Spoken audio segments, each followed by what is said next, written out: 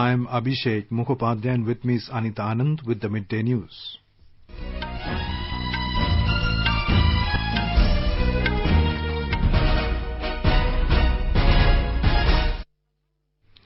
The headlines. Prime Minister Narendra Modi says Northeast has potential to become India's growth engine. Prime Minister says government continuing Jal Jeevan Mission as a tireless campaign even during COVID-19 pandemic. Home Minister Amit Shah asserts new reforms introduced in the last 6 years made coal sector globally competitive. A 14-day complete lockdown in Manipur comes into effect this afternoon amid surge in COVID-19 cases. And National Broadcasting Day been observed today.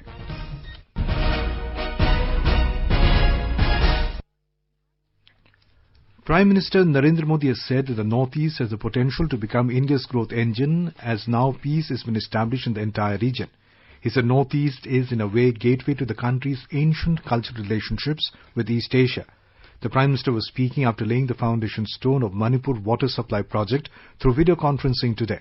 The Prime Minister noted that the government is making constant efforts to improve connectivity in the Northeast region, be it highways, laying of rail tracks or upgradation of airports. North east की connectivity यहां के लोगों की ease of living के लिए तो जरूरी है ही, एक सुरक्षित और आत्मनिर्भर भारत के लक्ष्य को पूरा करने के लिए भी बहुत जरूरी है। ये एक तरफ से म्यांमार, भूटान, नेपाल और बांग्लादेश के साथ हमारे सामाजिक व्यापारिक रिश्तों को मजबूती देती है, वहीं भारत की एक्ट ईस्ट पॉलिसी को भी सशक्त करती है। हमारा ये नॉर्थ ईस्ट एक प्रकार से पूर्वी एशिया के साथ हमारे प्राचीन सांस्कृतिक रिश्तों को और भविष्य के ट्रेड, ट्रैवल और टूरिज्म उन रिश्तों का गेटवे है। Mr. Modi said the Manipur water supply project under the Jal Jeevan Mission has been designed to provide safe drinking water to every household of the state for the next 20-22 years. He said lakhs of people will get access to clean drinking water and thousands of people will get employment. Mr. Modi said today is a very auspicious day for people of Manipur, especially women of the state. The foundation stone laying of Manipur water supply project has set an example that even during the COVID-19 pandemic, despite the lockdown procedure, the government continues the Jal Jeevan Mission as a tireless campaign. अब कुछ दिन के बाद जब राखी का त्योहार आने वाला है, उसके पूर्व मणिपुर की बहनों को ये बहुत बड़ी बेद सौगात की शुरुआत हो रही है। लगभग 3,000 करोड़ रुपए की लागत से पूरे होने वाले मणिपुर वाटर सप्लाई प्रोजेक्ट से यहां के लोगों को पानी की दिक्कतें कम होने वाली है। ग्रेटर इम्फाल सहित छोटे बड़े 25 शहर और कस्बे 1700 से ज्यादा गांवों के लिए इस प्रोजेक्ट से जो जलधारा निकलेगी, ये जलधारा जीवन धारा का काम करेगी। The Prime Minister said the mantra of peace, progress and prosperity is echoing in the Northeast and day by day his faith is getting deeper because peace has now been established in the entire region.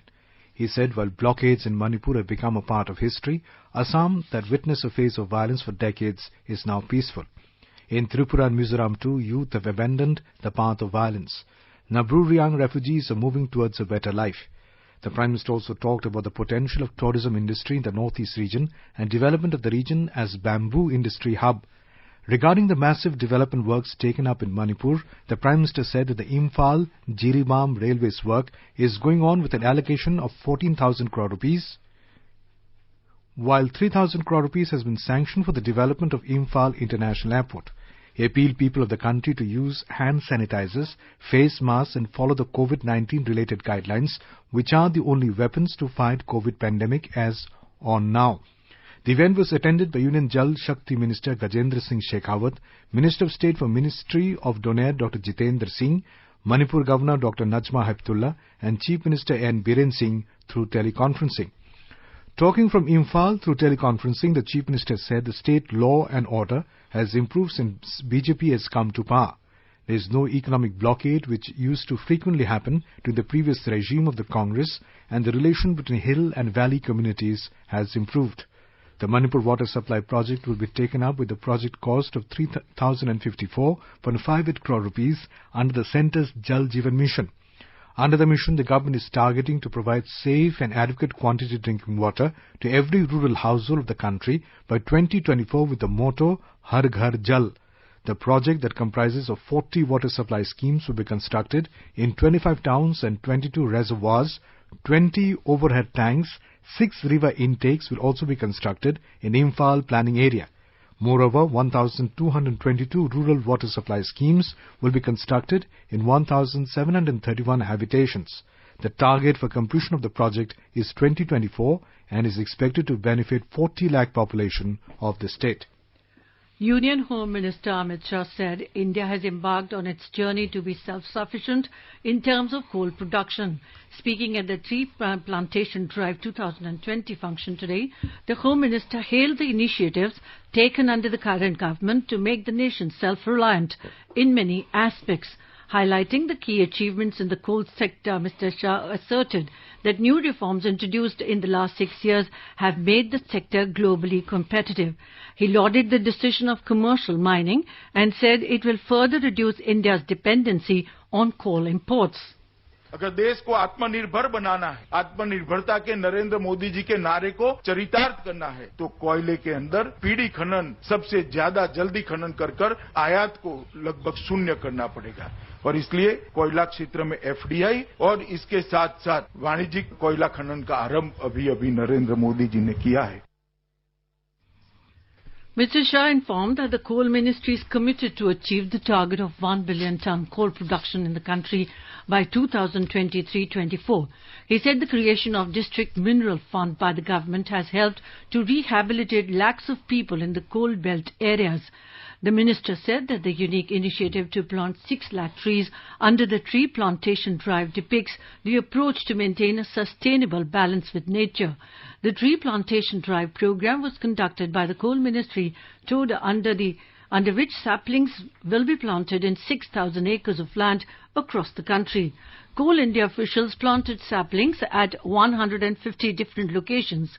Coal Minister Prahlad Joshi, Secretary Coal, along with officials of Coal India, were also present on the occasion. Environment Minister Prakash Javadekar today virtually launched piloting of the National Transit Pass System at Indira Paryavaran Bhavan in Delhi. Speaking on the occasion, Mr. Javadekar said the National Pass System enhances seamless movement of forest produce. The minister said Prime Minister Narendra Modi has laid a lot of stress on the ease of movement. He said now people can apply for passes from their mobile phones as well as receive e-passes in their mobile phones. He said it is another step which furthers Digital India movement. अब national transit pass system के द्वारा mobile app से आप application कर सकते हैं और mobile app पर ही आपको ई पास मिलेगा। ये जो सुविधा हो रही है, ऑफिस में जाना नहीं पड़ेगा, किसी को मिलना नहीं पड़ेगा, एक ऑटोमेटिक सिस्टम आएगी। वो भी महत्वपूर्ण है कि जो लीगली एक्वायर्ड वुड है उसके लिए भी ये सहूलत होनी चाहिए। तो ये सब लोगों की मूवमेंट फास्ट होगी और इससे ईज ऑफ डूइंग बिजनेस तो होता ही है, लेकिन हम देश एक तरक्की की ओर जाता है। Communications and Information Technology Minister Ravi Shankar Prasad has emphasized the need for building trustworthy artificial intelligence systems that can transform the society. The minister was speaking at the virtual meeting of the G20 Digital Economy Ministers yesterday. It was hosted by Saudi Arabia, which is holding the presidency of G20.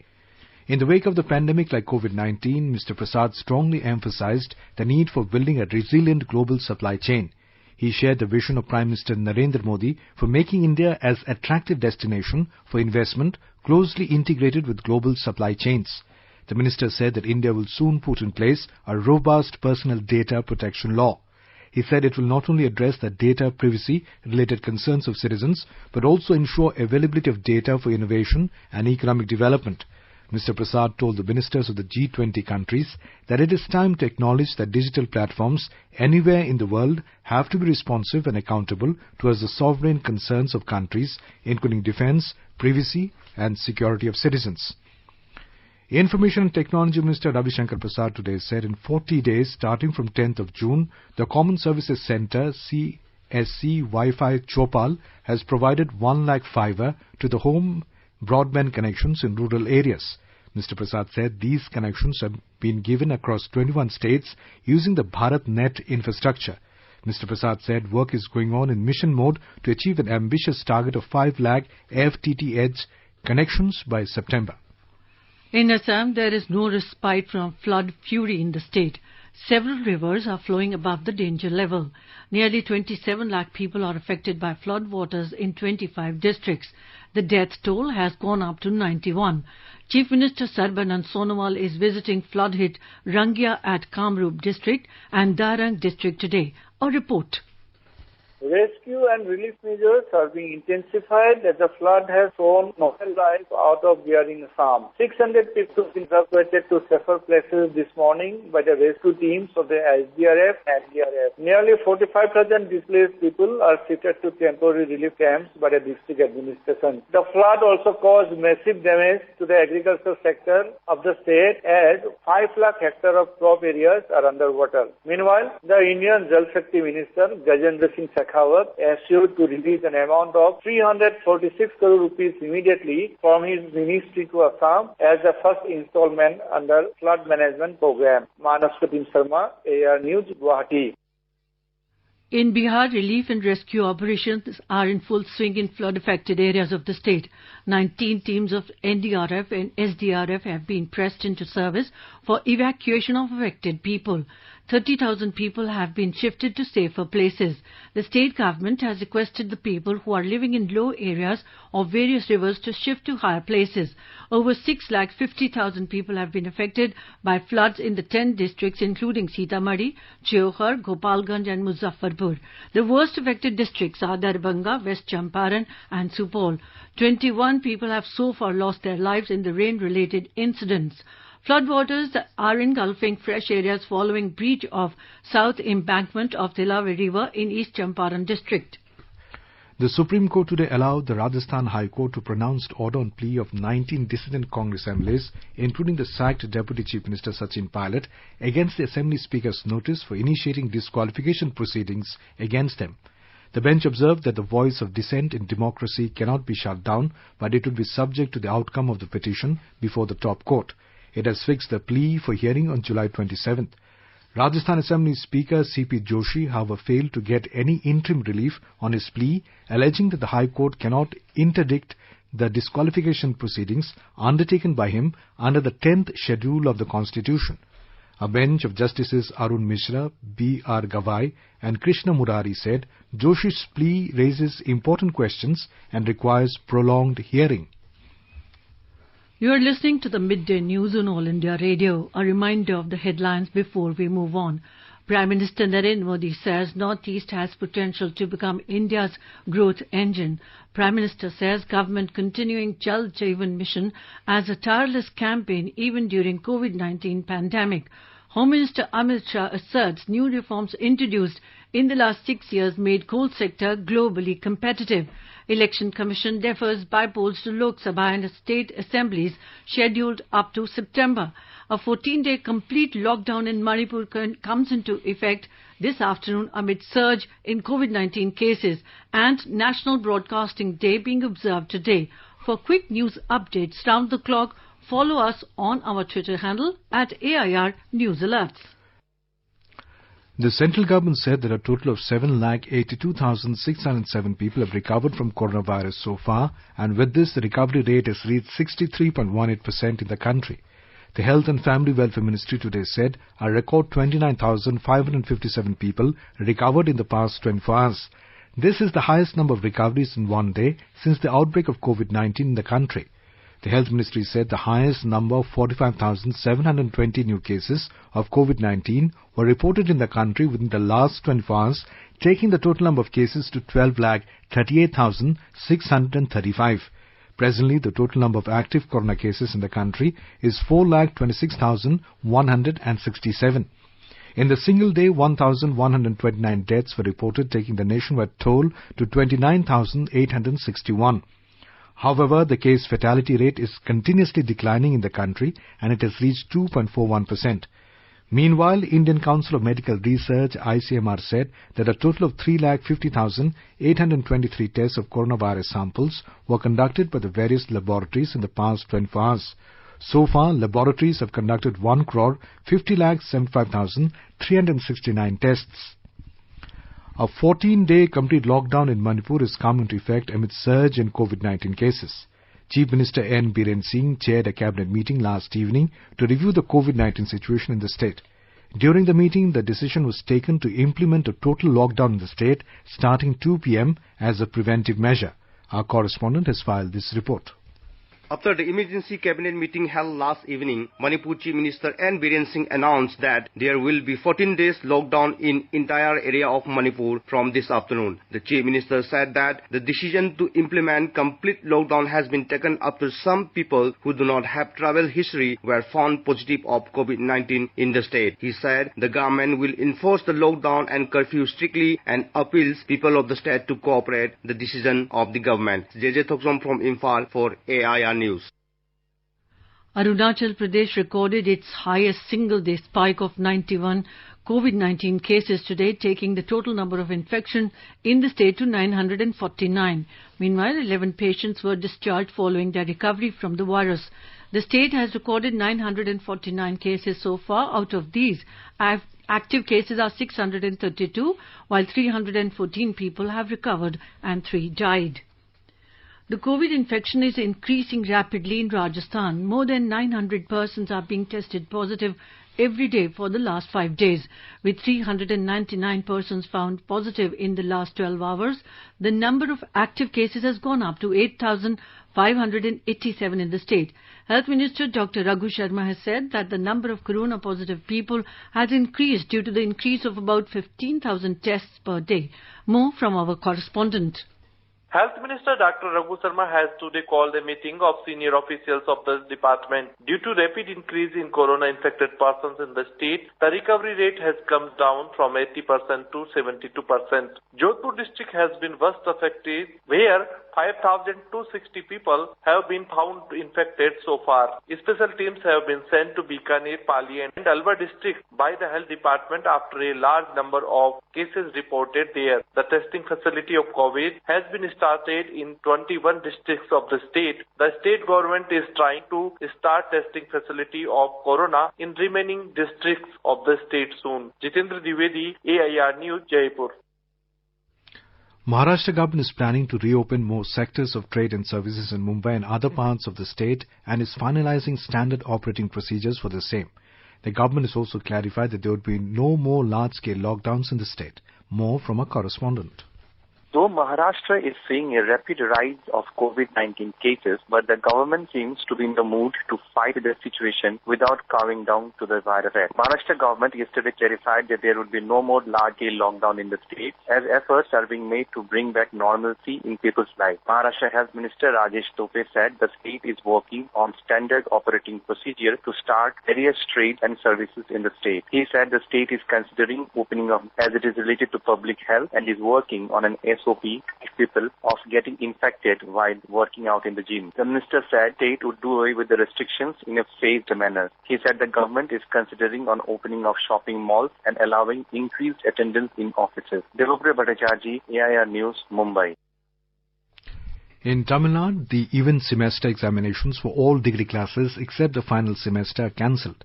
Chief Minister Edappadi Palaniswamy made the announcement today.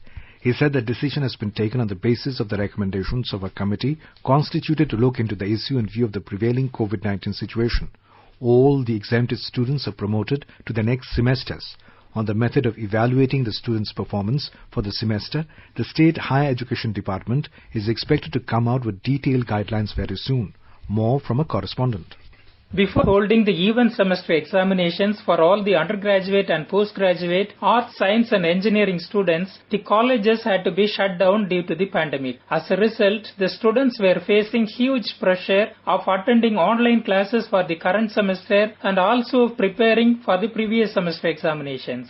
The government constituted a committee to look into the issue. It recommended giving a go-by to the pending semester examinations as an one-off measure, which has now been accepted. However, as the UGC has asked to hold the final semester examinations by this September, the state government is silent about it. The administration has written to the Union HRD Ministry to permit the states concerned to decide on the final semester examinations based on the COVID-19 ground realities. Jai Singh, AIR News, Chennai. The News Services Division of All India Radio, in its bilingual live phone-in program tonight, will bring you a special discussion on COVID-19. Dr. Mala Srivastava, Senior Consultant, Department of Obstetrics and Gynecology at Sir Gangaram Hospital, will participate in the discussion. This can be heard tonight on FM Gold Channel and additional frequencies from 9:30 p.m. onwards. Listeners can ask questions from the experts on toll-free telephone number 1800115767. You can also ask questions on the telephone number 011-2331-4444 and post queries on our Twitter handle at AIR News Alerts by #AskAIR. In yet another ceasefire violation, Pakistan Army initiated unprovoked and indiscriminate firing with small arms and heavy mortar shelling along the line of control in Poonch district today. PRO Defence Colonel Devinder Anand has said that the violation took place along the LOC in Kasba sector of Poonch district today at about 1100 hours.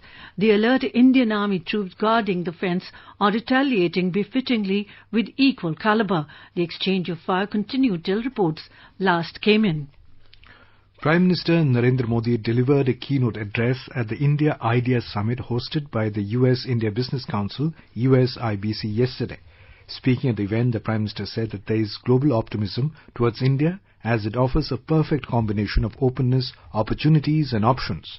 The Prime Minister, Mr. Modi, noted that in the last 6 years, efforts have been undertaken to make the Indian economy more open and reform-oriented.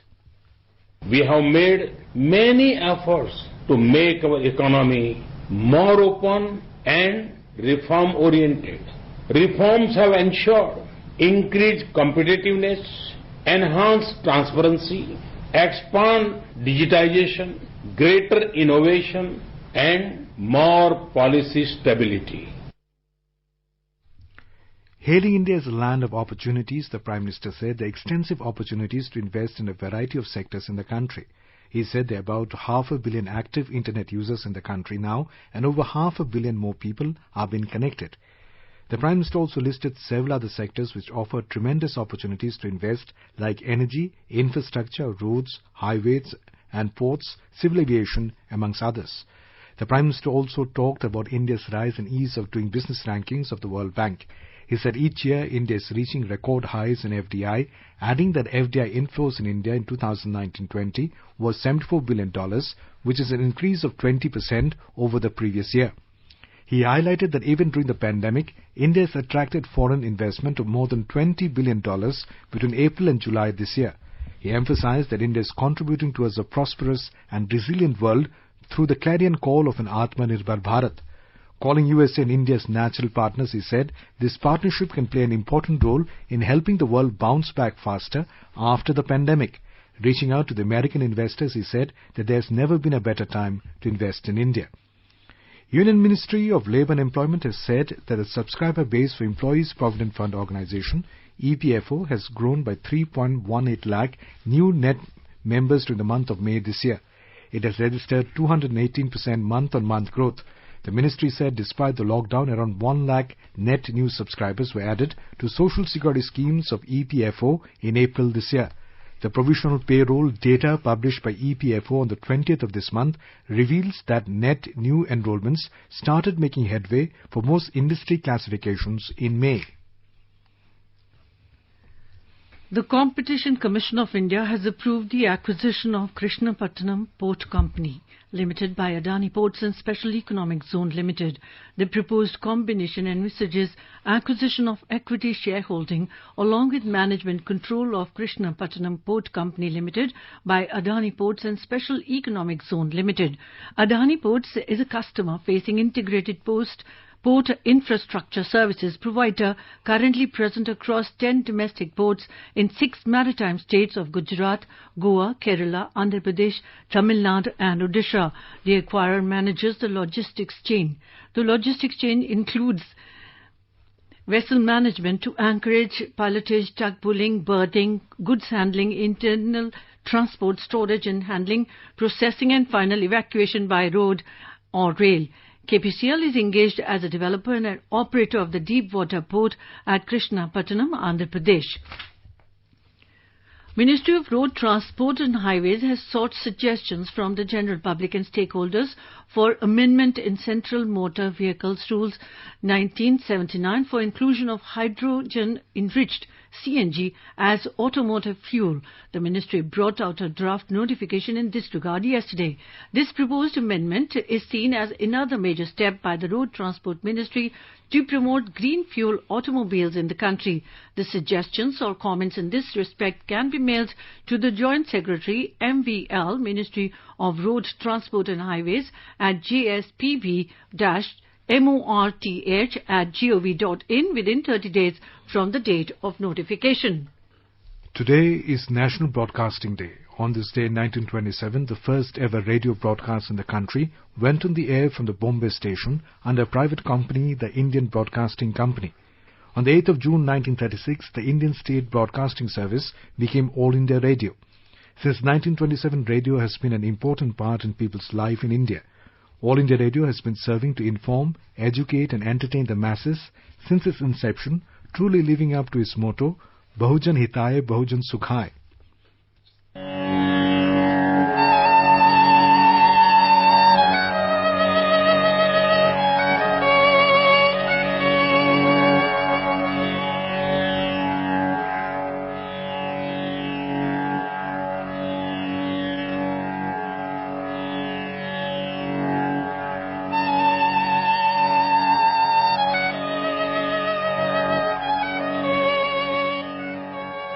We have a report.